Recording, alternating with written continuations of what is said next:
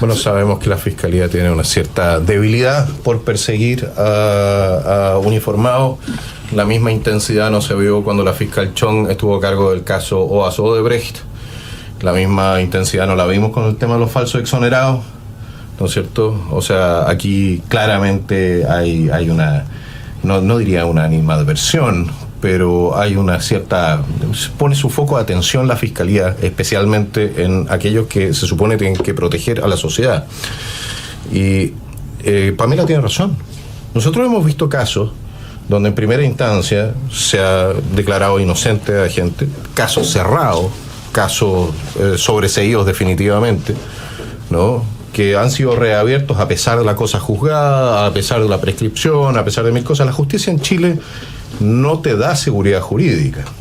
Un fallo, pero si incluso un fallo definitivo. Si hubiese una segunda instancia, ahí ya uno podría pensar que esto es un espíritu de venganza o qué sé yo, porque creo que ya las pruebas que, o sea, la madre dijo que lo había agarrado los pies, lo había tirado, y la víctima dijo que nunca fue agarrado. Entonces ya a esta altura seguir insistiendo, fíjense. Bueno, porque es parte de una agenda, Pamela. Pero yo quiero plantearte otra cosa, güey. Aquí estamos, decimos, bueno, murieron 4 menores. Es cierto, las circunstancias no las conozco específicamente. Quiero abstraer de eso. Pero sí tengo que decirte una cosa. Los grupos, las mafias, los ¿cómo se dice esto? Estos carteles, no solamente en Chile, buscan a menores de edad para cometer delitos. Obvio, lo hemos visto aquí, pero... Entonces se transforman en lo que se llaman los niños soldados. Así es. ¿Ya? Lo hicieron las FARC en Colombia, lo han hecho los distintos carteles mexicanos, etcétera. ¿Por qué? Porque tenemos también una legislación que trata de manera, por lógica y razonablemente, ¿no?, trata a los menores o debe tratarlos de mejor manera. Pero nosotros nos tenemos que hacer cargo de que las mafias están apuntando a nuestros hijos menores de edad para transformarlos en narcos y en asesinos. Que los están captando en las calles, están captando a los niños del Sename, del Servicio Mejor Niñez, que por lo demás sigue siendo un desastre, ¿ya? Están captando a los hijos de mamás que tienen que salir a trabajar y no tienen a nadie con quien dejarlos, ¿no?, que están solos. No es casualidad que uno vea todas estas encerronas, puros cabros de 16, 15 años, increíble. Hay que entender algo, ¿eh? Yo me opuse a todo esto desde un principio. Dije, esta cuestión de la elección en los 2 días, lo único que hace es abrir un flanco para el servicio electoral y nos abre un flanco a nosotros respecto a lo que es la credibilidad del proceso, cuestiones del estilo. Pero, y a los primos, así les digo yo, a los primos de la centro derecha, ¿hasta cuándo entran en negociaciones con este gobierno? Si siempre nos meten el dedo en la boca a la última hora. Siempre, no importa qué iniciativa sea, actúan de mala fe. Y a la hora de los que hubo, terminamos con un resultado que es impresentable para nuestros propios votantes. Por eso a mí me gustaría saber cuando el diputado Coloma dice con ese... ¿Tú sabes que el ministro ha aumentado los impuestos no pasando por la ley? Sí, claro. A través de las contribuciones. Lo que ha hecho el Servicio de Impuestos Internos, subiendo las contribuciones de la gente, aumentaron creo en 40% muchísimo la recaudación por contribuciones, porque simplemente llegaron y dijeron, ¿sabes qué más? Tu casa ya no vale esto, vale esto otro.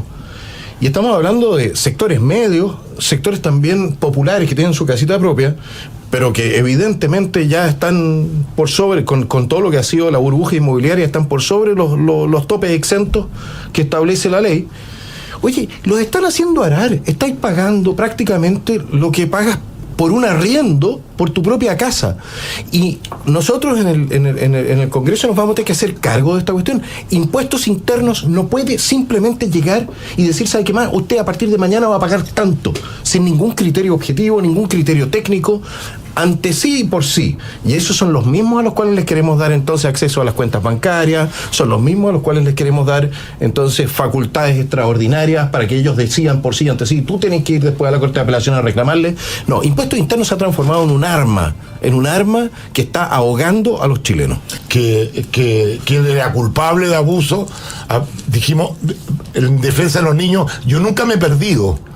Entonces están mintiendo en todo tu mail, ¿ah? Y eso que son pro familia, dice, y los niños primero. Jovino Novoa se salvó por tener al abogado Hermosilla. ¿De qué se salvó? ¿Del caso de la Gemita Bueno? O sea, del montaje que le armó Girardi, que le armó entonces el cura Jolo. De eso se salvó Jovino Novoa. O sea, más encima no tiene humanidad, porque te recuerdo que él ya está muerto, pero aún queda familia en esta, y tú sigues manchando el nombre de una persona que fue acusado de una cuestión pero asquerosa, que era todo un montaje. Un montaje que lo armó un senador, o sea, un diputado de la República en esa época, una persona que sigue teniendo un tremendo poder y que debió haber salido de la política para siempre. Guido Girardi, después de ese evento, debió haber salido de la política. Uno de los síntomas de la degradación de nuestro sistema político fue que ese hombre no lo hayan sacado a patadas de su propio partido y de todo el sistema. Sí, claro. Déjame terminar de leer el mail. Dice: postdata, mientras queremos derogar el matrimonio adolescente e infantil, el Partido Republicano ha defendido su existencia. Johannes Kaiser. Déjame responder a eso. A ver, si ustedes le bajan la edad de consentimiento sexual a los niños a 14, porque eso es lo que impulsó la izquierda, pero al mismo tiempo estás prohibiendo el matrimonio. A ver, ¿me pueden explicar eso de la izquierda? O sea, ustedes quieren que los niños, de hecho la Irene Montero en España decía que los niños, incluso menores de 14, podían tener sexo con quien quisieran, pero resulta que no puedes casarte, que el casamiento es un contrato. El contrato en materia civil y es un sacramento en materia religiosa. Pero es la izquierda la que anda bajando, las edades de consentimiento, pero no nosotros. Diputado Kaiser, te pediría muy brevemente, si me permite, diputado Coloma, yo te pediría que seas lo más exacto posible, porque cuando tú dices la izquierda, pudieras referirte a personas. Hay gente que a mí me entiende como de izquierda, suponte tú. Yo he dicho que no me parece. Es una cosa muy rara. No sé si te puedo considerar a ti de izquierda. Bueno, yo encuentro que esa referencia es para que se muera. Eso sí, efectivamente, los gastos de los expresidentes de la República es un monto considerable que yo creo que habría que revisar. Es el gasto total. Ahora, no olvidar una cosa: el presidente de la República es el que tiene la facultad para la iniciativa exclusiva en esta materia. Mucha gente nos plantea a nosotros que nosotros deberíamos entonces autorreducirnos los sueldos. Recordarles que esta materia específica es de iniciativa exclusiva del presidente de la República. ¿Por qué? Porque hay otros cargos que están asociados a los sueldos que se pagan a los parlamentarios, como son los ministros. Ahora, cuando se redujo el sueldo de los parlamentarios, se redujo también el sueldo de los ministros. No se redujo el sueldo de los ministros de la Corte Suprema, que estaban en la misma línea. Y lo que ha sucedido dentro de la administración, y eso solamente para que la gente... El lobby fue brutal en esa ocasión. Sí, no. Para que la gente lo sepa, lo que ha sucedido, que hoy día... les digo al tiro que no... Hoy día, tranquilo. No, hoy día... Los defendí, la gente tiene que entender... La gente tiene... No, si es que yo con mi herencia quiero que me bajen el sueldo. Yo te doy... Sí, es la gracia de venir de familia acomodada. Bueno, cuando tú efectivamente ves lo que es la escala de sueldos en la administración, hoy día tú tienes, por ejemplo, el encargado de los SLEP de Santiago, que ganan el doble que un diputado. Si tú ves en las municipalidades los sueldos que se están pagando, si tú ves, el subsecretario gana más que el ministro. Los directores de servicio ganan más que los subsecretarios y los ministros. Tú tienes un desorden completo dentro de lo que es la estructura de pagos dentro del Estado. Y tú podrías partir de la premisa de que, un ministro es el que gana más dentro de la estructura. Pero ese no es el caso. La gente no está viendo, porque eso no aparece en la prensa, porque la prensa, cada vez que se habla de sueldos, se concentra en los señores diputados. No va donde los seremis, no va donde el gobernador. O donde el superintendente de pensiones. Bueno, y está bien que nos peguen como caja. Pero la gente tiene que saber que el gran gasto en sueldos se está dando masivamente, y estoy hablando de masivamente, miles y miles y miles de cargos, ¿ya? Más de 100.000. En otros ámbitos del Estado que no son tan visibles. Las 100.000 contrataciones es mucho más que bajarle el sueldo a los diputados. A eso es lo que me refería yo. 100.000 nuevas contrataciones. 100.000. A ver, si tú calculas lo siguiente, el promedio, si esto fuese solamente por promedio, ya el promedio de sueldo de un funcionario público es de 1,5 millones. Eso es el promedio. 100.000 por 1,5 millones. Son 150.000 millones. 150.000 millones mensuales. Es una Son monstruosidad. 150 millones de dólares mensuales, 1.800 millones de dólares anuales, que es un cuarto de la reforma tributaria de lo que quería recaudar el ministro de Hacienda. Entonces, que deje de cobrar es de loco. y deje de contratar. Y por esa vía además dicen que no hay cesantía.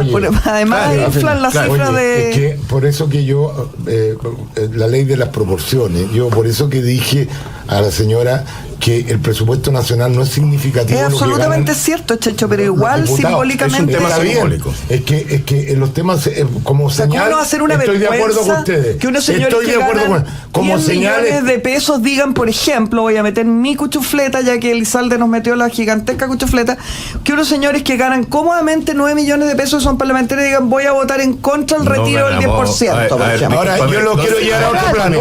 Un gendarme que gana 600 lucas. ¿Cuánta plata ganas tú? Pero yo no gano eso. Como junto con las ¿Con cantidades de platas que tienes para contratar asesores. Pero si eso no es plata mía, pues. Bueno, pero es una plata con la que tú puedes administrar para... No, pues no es plata mía, pues si lo que pasa es que sí, pero contratación, un momento, la operación. ¿Cuánto gana un diputado? A ver, claramente. 4,5 millones aproximadamente. Más dieta, o sea, más, ¿cómo se dice esta cuestión de asignación? O sea, más palas, picos y asadones, 5,2 millones. ¿Ok? Es lo que está ganando entonces un diputado. 5,2 millones. 5,2 millones. Entonces, eso es el líquido. De lo que gana él. Es que la gente cree que por ser diputado tienen pensión vitalicia. No. O sea, hay un correo que corre ahí que fírmenlo para que los diputados... Eso no es correcto. Mira, por eso hay que aclararlo. Eso no es verdad. No es un mal sueldo, pero todo lo que es, por ejemplo, para pagar la operatividad de la diputación, es decir, secretario, asesor legislativo, efectivamente también la benzina que se consume en el trabajo, ¿de acuerdo? Todo eso se lo están imputando al ingreso del diputado. Ahora, que hay buenos frescos, probablemente lo hay. O sea, se ha sabido y se ha comprobado pero que hay tipos frescos. Yo me acuerdo cómo era Orellano. ¿En qué sentido mi señora? Me acuerdo de Naranjo cuando... Claro. ¿En qué sentido mi señora cuando... ¿Arellano o Orellana? Arellano o Orellana. Ya, está bien, pero... El punto es que tú tienes una comisión de asignaciones que se supone que tiene que chequear esto, y de hecho ha estado haciendo un trabajo relativamente decente. Pero esa cuestión de que los parlamentarios reciben 20 millones de pesos no es correcto. Es lo mismo que yo dijera, el ministro está recibiendo 1.500 millones de dólares porque es el presupuesto de su ministerio. Ahora, yo voy a decirles quizás un punto. Yo creo que el gobierno se puede terminar equivocando con esto. Y se puede terminar equivocando, ¿por qué?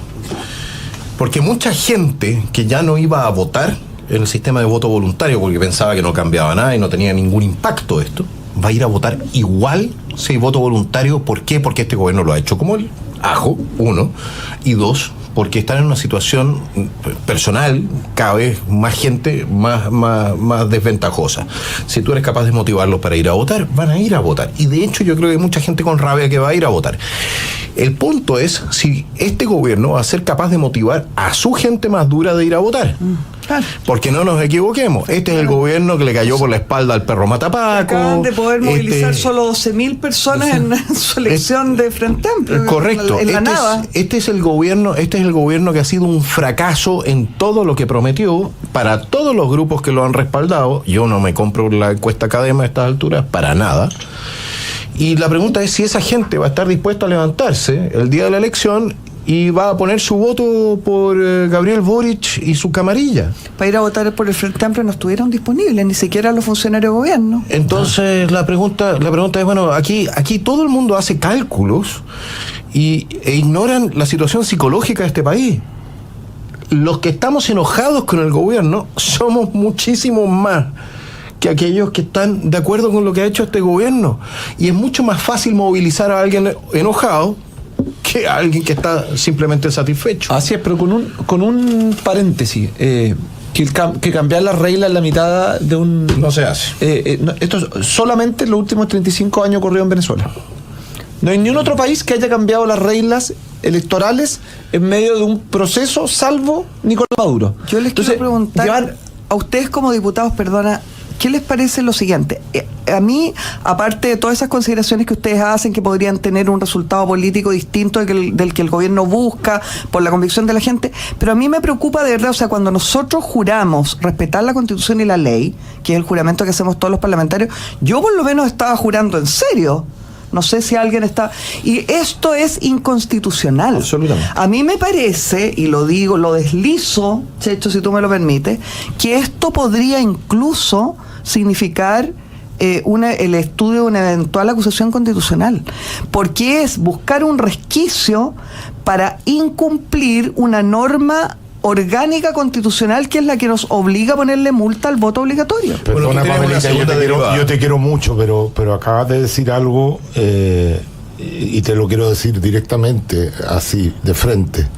¿Acaso los retiros de los fondos de pensiones no son inconstitucionales? En mi opinión no, pues como se ha determinado en 5 retiros que han sido admisibles y que la opinión de mesas distintas, algunas de ellas dirigidas por un señor Paulsen de derecha, ya han señalado que son admisibles y por lo tanto son constitucionales. ¿Sabes lo que pasa? Que si seguimos interpretando a nuestro antojo personal... Se empieza a ver el día 23 el retiro en la Cámara. Pero por eso que te digo, si empezamos a interpretar la Constitución como nos conviene, qué sé yo, finalmente vamos a seguir justificando el hecho de que la clase política sea la institución más desprestigiada en nuestro país.